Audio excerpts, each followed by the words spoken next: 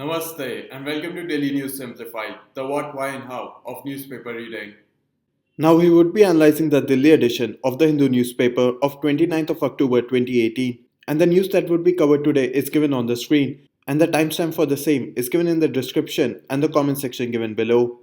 And apart from this, we would also be providing the PDF of the news that has been covered today, and the link for the PDF is given in the description section given below. Now, as you already know, that we are discussing some of the questions that were asked in the mains examination of 2018, and today we would be analyzing a question that was asked in GS paper 2 with regards to the US-Iran nuclear pact controversy and its effect on India. Now, the first aspect that you need to understand is why was this question asked? Now, the Iranian nuclear pact, or what it is officially called the Joint Comprehensive Plan of Action, was continuously in the news because of the US withdrawal. Now, if you take a look at the coverage of the Joint Comprehensive Plan of Action or the Iranian nuclear deal during the first half of the year 2018, then this deal was continuously in the news because President Donald Trump of the United States continued to threaten of US withdrawal from this nuclear pact. And it was on 10th May that the United States announced that it will withdraw from the Iranian nuclear deal. And it was within that context that the US withdrawal from the Iranian nuclear deal became a current event of international importance. Now, apart from this, you should also understand that a question was asked in the mains examination of 2012 with regards to how have the US sanctions against Iran affected India's bilateral relations with Iran, wherein previous year questions provide a cue as to which topic is considered relevant with regards to your mains examination. And apart from this, if you take a look at this question, which was asked in the prelims of 2018, which had asked, in the Indian context, what is the implication of ratifying the additional protocol with the International Atomic Energy Agency? Now, this question was asked in the Indian context because it was 10 years since India and the United States signed the 123 agreement, under which India had to sign the additional protocol with the International Atomic Energy Agency. And this 10-year anniversary became the reason as to why it was asked in the Indian context. However, the additional protocol of the International Atomic Energy Agency was continuously in the news in the first half of 2018 with regards to the Iranian context. Since Iran, under the Joint Comprehensive Plan of Action, had also signed an additional protocol with the International Atomic Energy Agency. Now, the reason this additional protocol was in the news with regards to the Iranian context because the United States and Israel had alleged that Iran was not following the additional protocol in the required manner. However, the International Atomic Energy Agency clarified that Iran was following the additional protocol as was required under the Joint Comprehensive Plan of Action, and therefore this additional protocol became a cause of dispute with regards to the Iranian nuclear deal. And so now hopefully with these two questions you also understand that previously asked questions also provide a cue for preparation of upcoming civil services examination. And this is one of the reasons as to why we provide previous year questions while explaining an article in the Daily News Simplified or the DNS videos, wherein by providing previous year questions that were asked either in the prelims or the mains examination, it would help you in understanding as to the current relevance of that topic. So now hopefully you've gotten an understanding on why the US-Iran nuclear pact controversy was asked in the mains examination of 2018. Now let us understand the various contexts in this question that are required to be explained in an answer. Now there are three contexts to this question. The first being the US-Iran nuclear pact, the second on how it affects the national interest of India, and the third context being India's response to the nuclear pact controversy. Now what we'll do here is that I'll provide you the various links to DNS videos in which we have discussed these three contexts, and what you can do is try to answer this question with the help of these videos. So if you take a look at the Daily News Simplified of 10th of May, it had provided as to what is the Iranian nuclear deal, what are the two primary aims of the Iranian nuclear deal, the impact the Iranian nuclear deal had on Iran, as well as on other signatories such as the United States and others. And continued in the video of 10th of May, it has also provided as to the reason why the United States withdrew from the Iranian nuclear deal and what was the position of the European countries and China on this US decision. And continued in the video of 10th of May, it had also provided as to what has been the response of India to the US decision to pull out from the Iranian nuclear deal. And apart from this, it also provides on how the US decision impacts India's national interest, such as with regards to India-Iran energy trade and India's investment in the Chabahar port. Now the DNS of 10th of May in itself provides a comprehensive content which can help you in answering this question. Now after the United States withdrew from the Iranian nuclear deal, the United States then announced that it is going to impose sanctions on Iran. And it was on 29th of May that India gave its response to the upcoming sanctions on Iran, wherein India had responded by saying that it will not accept sanctions imposed by the United States on Iran, wherein the government of India has said that India recognizes only UN led sanctions and does not recognize country specific sanctions. And this became one of the first response of India to the US Iran nuclear pact controversy, more specifically with regards to the sanctions that were going to be imposed by the United States on Iran. And apart from this, you can also take a look at the Daily News Simplified of 14th of July, which had provided two contexts that if India agrees to the US demand, what would happen, and if India disagrees with the US demand, then what would happen. And hopefully, by revising these three videos, you can try to answer this question. Now, apart from this, those who have the June edition of the Focus magazine can take a look at the Iranian nuclear deal, which provides a context as to why it was in the news. The chronology of event with regards to the Iranian nuclear issue.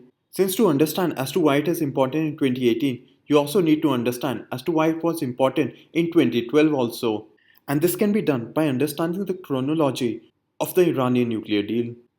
Apart from this, it provides the various contours or the basics with regards to the Joint Comprehensive Plan of Action, which includes the role of the International Atomic Energy Agency and the issue of the additional protocol. Apart from this section on the Iranian nuclear deal provides the various fallouts of the US decision with regards to reaction from the European countries, reaction from China and Russia, reaction from Israel and Saudi Arabia. Apart from a comprehensive impact on India, in terms of the Indian response, which was also asked in the questions in the mains examination of 2018, apart from this, the section in the Focus magazine also provides the impact of the US Iran nuclear pact controversy on the national interest of India, such as the impact on trade, India's investment in the Chabhar port, where apart from providing India's response to the US Iran nuclear pact controversy, it also provides India's response to the various impact this controversy has on the national interest of India, wherein one of the response of India to the impact on trade by the US Iran nuclear pact controversy is the rupee real trading mechanism, the ability to trade in the euro. And therefore, this edition on the Iranian nuclear deal in the June edition of the Focus magazine would have provided you a comprehensive coverage to answer the question that was asked in the mains examination of 2018. And hopefully, what you can do is try to answer this question on the US Iran nuclear pact controversy with both the help of the DNS videos and with the help of the section Iran nuclear deal within the June edition of the Focus magazine. And so, now with this, let us move on to the first article for today. Now, we've taken this article from page 7. Now, what we'll try to understand from this article are various facts with regards to the Amur Falcons, and we'll try to understand them from the perspective of your prelims examination. Now, previously, several questions have been asked in your prelims examination with regards to a particular animal, while questions on animals such as gharials, Great Indian Hornbill, Khadai Camel, and others have been asked in your prelims examination. And questions on animals within the prelims examination have generally been asked with regards to their status under the Wildlife Protection Act of 1972, their habitat, or one of its unique features.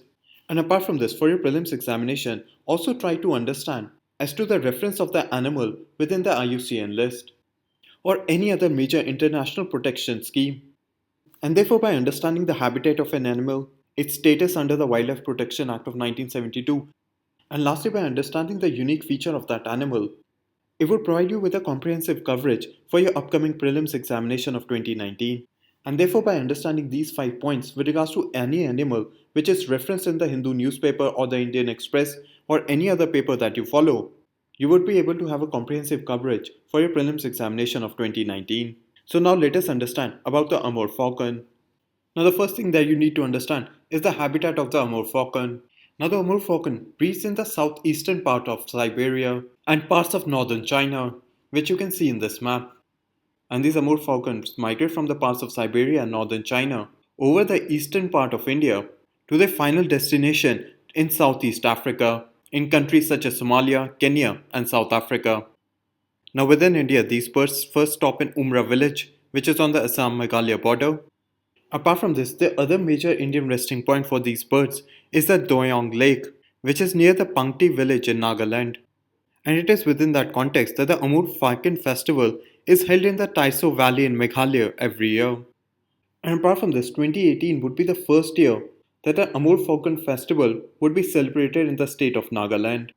Now, apart from this, the Amur Falcon is protected under the Schedule 4 of the Indian Wildlife Protection Act of 1972.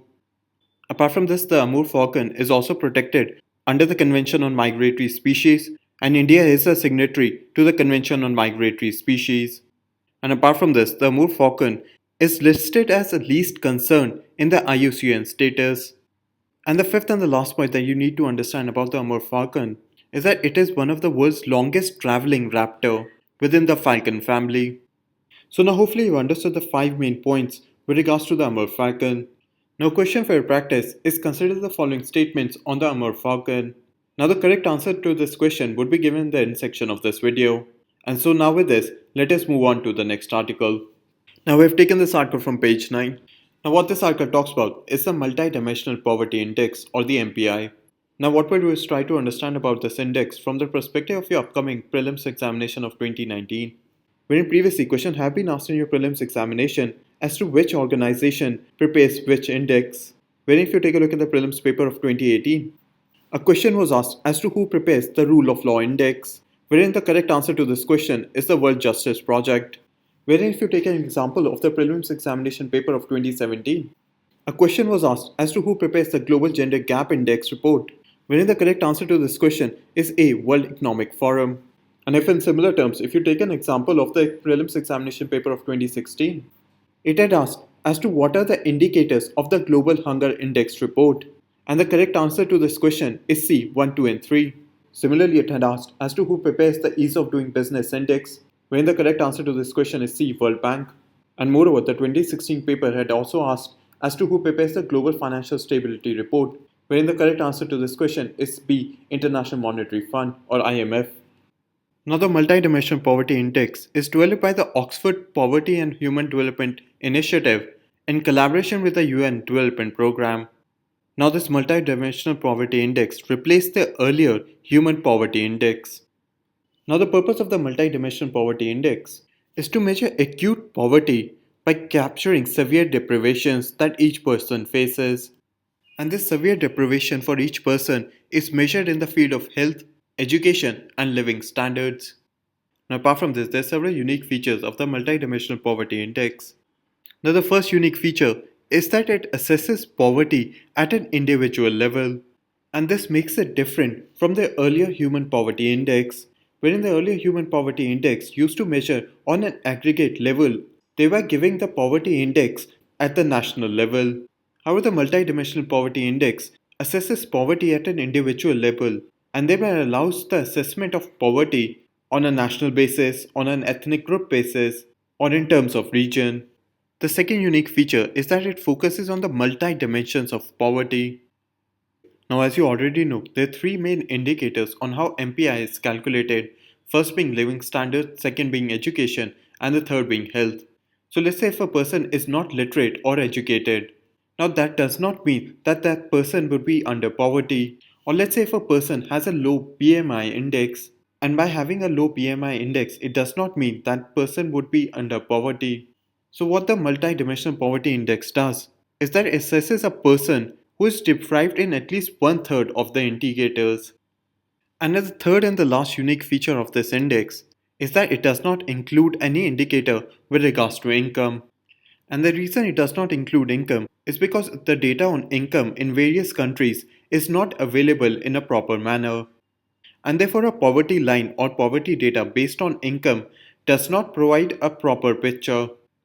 And now the last aspect that you need to understand with regards to the Multidimensional Poverty Index is that Andhra Pradesh became the first state in India to launch the Multidimensional Poverty Index report in the year 2017. Now these are the main factors that you need to remember with regards to the Multidimensional Poverty Index for your upcoming prelims examination of 2019. Now question for your practice is consider the following statements on the Multidimensional Poverty Index, and the correct answer to this question would be given in the end section of this video. And so now with this, let us move on to the next article. Now we have taken this article from page 18. Now what this article talks about is that moths are now being considered as key pollinators in the Himalayan ecosystem. And this is based on a research study by the Zoological Survey of India. Now what we need to understand from this article are various important pollinators. Now with regards to insect pollinators, bees, pollen wasps, butterflies and moths are now considered as important insect pollinators. Now, among vertebrate pollinators, bats are an important pollinator, while among bird pollinators, hummingbirds, honey eaters, and sunbirds pollinate a number of deep throated flowers because these birds have long beaks. So, now hopefully, up till here, you've understood the 8 important pollinators, and on that basis, what you can do is try to answer this question, which was asked in the prelims of 2012. And the correct answer to this question would be given in the end section of this video. And so now with this, let us move on to the next article. Now we've taken this article from page 30. Now what this article talks about is that the depreciation in the rupee has not provided any form of advantages to Indian exporters. Now what has recently happened is that the rupee has depreciated by 13% and was assumed that this rupee depreciation would help the exporters. And one of the simple reasons as to why rupee depreciation was expected to benefit Indian exporters because it makes the exports cheaper. However, what has happened is that the depreciation of the rupee has not provided any form of benefit to Indian exporters. Now, this article highlights the various reasons as to why the rupee depreciation did not benefit the Indian exporters. Now, the first reason is that rupee depreciation does make Indian exports cheaper. However, it also makes Indian imports expensive, and various imports such as of metals, oil, etc., which is used heavily by Indian exporters, became more expensive. And therefore, the input goods that Indian exporters use also became more expensive.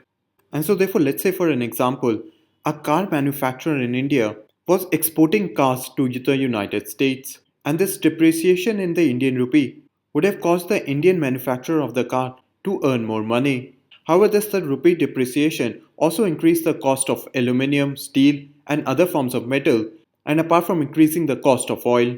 And therefore, the input cost in making of a car by an Indian manufacturer also increased, and therefore, any form of profit that the Indian car manufacturer would have made through rupee depreciation was equalized by the increase in the input cost.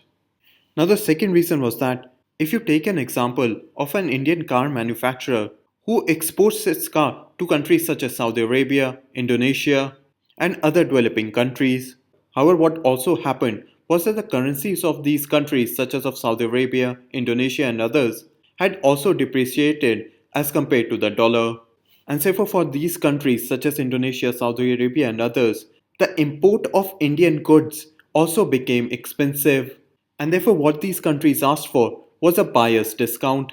So now assume that $1 was equal to rupees 70, but the rupee has depreciated to now rupees 75 for $1. So let's say if the car had initially cost about $10,000, the Indian manufacturer would have made rupees 7 lakh. But now because the rupee has depreciated for the same amount of $10,000, the Indian car manufacturer would now be making rupees 7 lakh 50,000 and thereby earning an extra profit of 50,000. So now let's say if Turkey was importing this car and assuming that $1 was equal to 50 Turkish lira, which has now depreciated for $1 for 60 liras.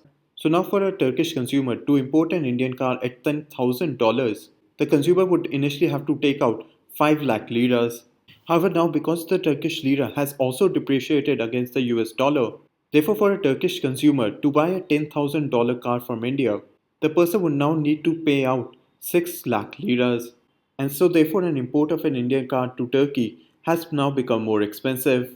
And therefore what the Turkish consumer is asking from the Indian exporter is to reduce its price so that the Indian manufacturer would lose a little of his profit so that the Turkish consumer would have to pay a little less on the car. And this became one of the main reasons as to why the rupee depreciation did not benefit Indian exporters. Because the major currencies of developing countries such as of Turkey, Saudi Arabia, Indonesia and of others has also depreciated against the US dollar, and therefore what the consumers in these countries are insisting upon is a buyer's discount. And because of this buyer's discount, Indian exporters have not been able to make a profit from the rupee depreciation. The third reason the rupee depreciation did not benefit exporters is due to the confusion with regards to the US generalized system of preferences. Now, the generalized system of preferences is a system where the United States allow certain eligible countries to export commodities to the United States on a duty-free basis. However, earlier this year, the United States said that it would review India's eligibility for the generalized system of preferences. and there has been a lack of clarity among Indian exporters can currently get the GSP benefits or not.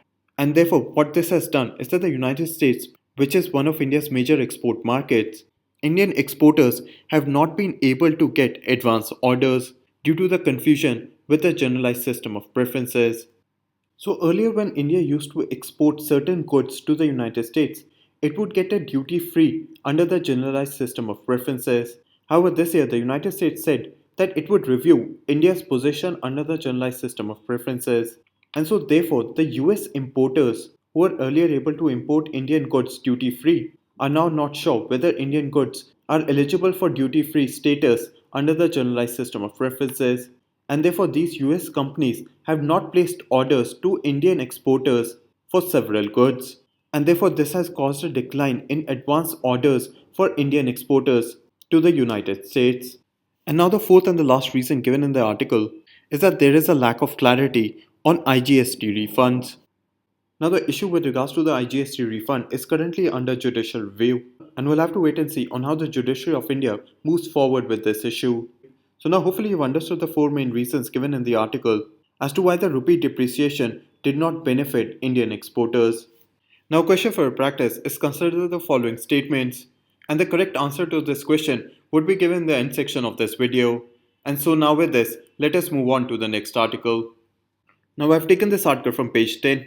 Now what this article talks about is that out of the total 1084 applicants who had applied for Indian citizenship, half of them are from Pakistan.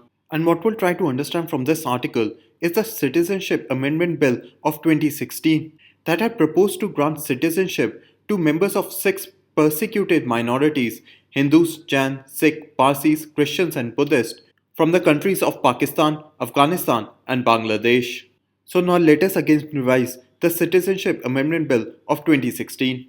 Now the Citizenship Amendment Bill of 2016 seeks to allow illegal migrants from specific religious minorities such as Hindus, Buddhists, Sikhs, among others, who are from Afghanistan, Bangladesh, and Pakistan eligible for Indian citizenship, and wherein these illegal migrants to not be imprisoned or deported.